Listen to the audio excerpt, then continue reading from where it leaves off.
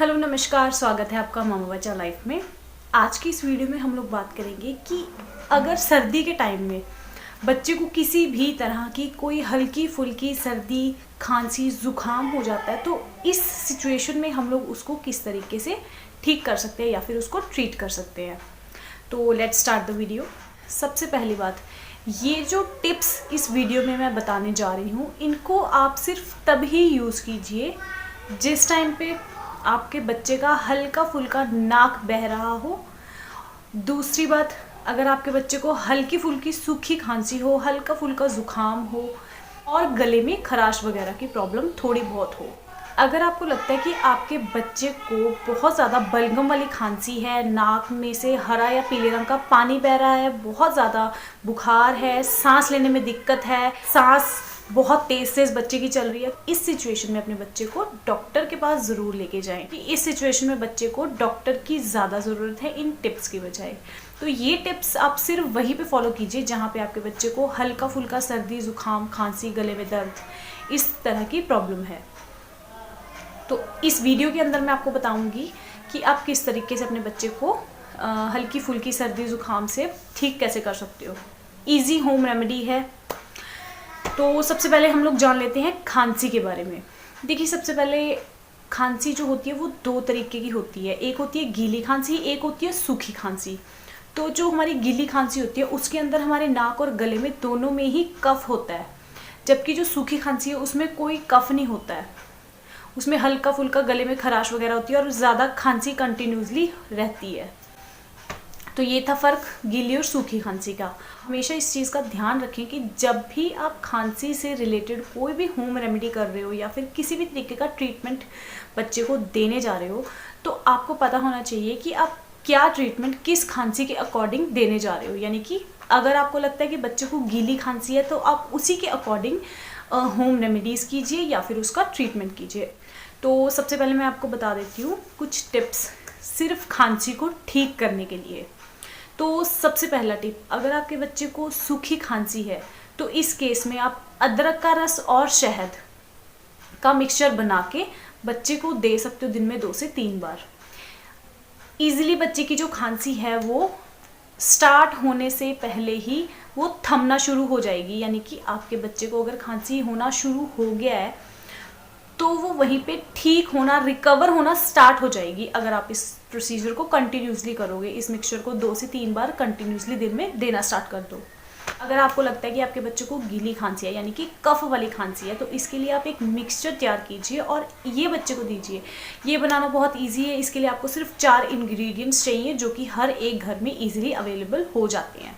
1 cup पानी में 2 काली मिर्च, 2 से 3 चम्मच गुड़ के और 1 चुटकी ज़ीरा को अच्छे से मिलाइए और इसको अच्छे से उबालिए जब तक कि वो कम से कम 50-60% पानी ना रह जाए। इसको उबाल के अच्छे से छान के ठंडा करके बच्चे को 2 से 3 बार ज़रूर दीजिए। इससे आपके बच्चे की जो गीली खांसी है उसको बहुत जल्दी आराम मिलेगा और वो वहीं कम होना स्टार्ट हो जाएगी। तो ये थी टिप्स और होम रेमेडीज़ अगर आपके बच्चे को खांसी है।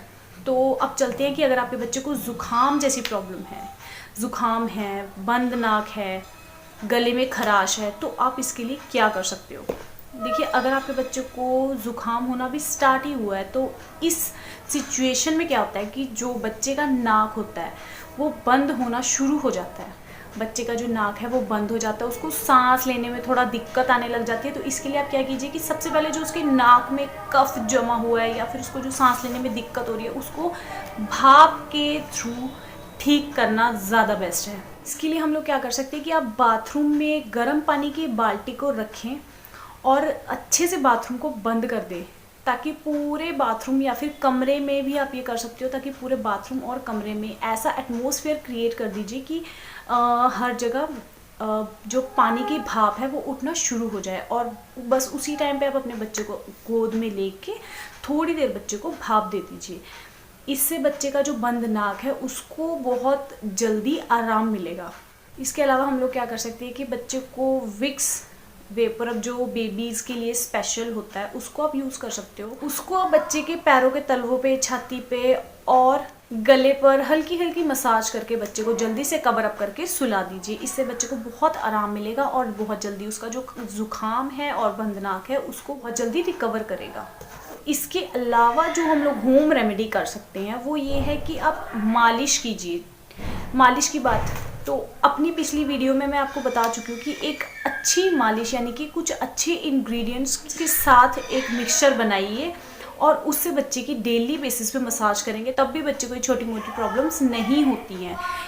एक अच्छी मसाज बच्चे को सर्दी से, ठंड से बहुत प्रोटेक्ट करके रखती है, इसलिए अच्छे और गर्म तहसीर के इंग्रेडिएंट्स के साथ बच्चे की दिन में एक बार मसाज करनी बहुत ज़रूरी है ताकि उसको ठंड ना लग सके। इसके लिए हम लोग क्या कर सकते हैं कि सरसों के तेल में 9 से 10 लहसुन की कलियां, अजवाइन को अच्छे से पका लीजिए और उसको ठंडा करने के बाद बच्चा जिस टाइम पर आपको सोने लगता है उस टाइम पर आप बच्चे के कानों के पीछे और हाथों पैरों के जो ये नाखून होते हैं इन पे, गले पे, छाती पे और पैरों के तलवों पे अच्छे से ये तेल की मालिश करके उसको कवर अप करके आप सुला दीजिए।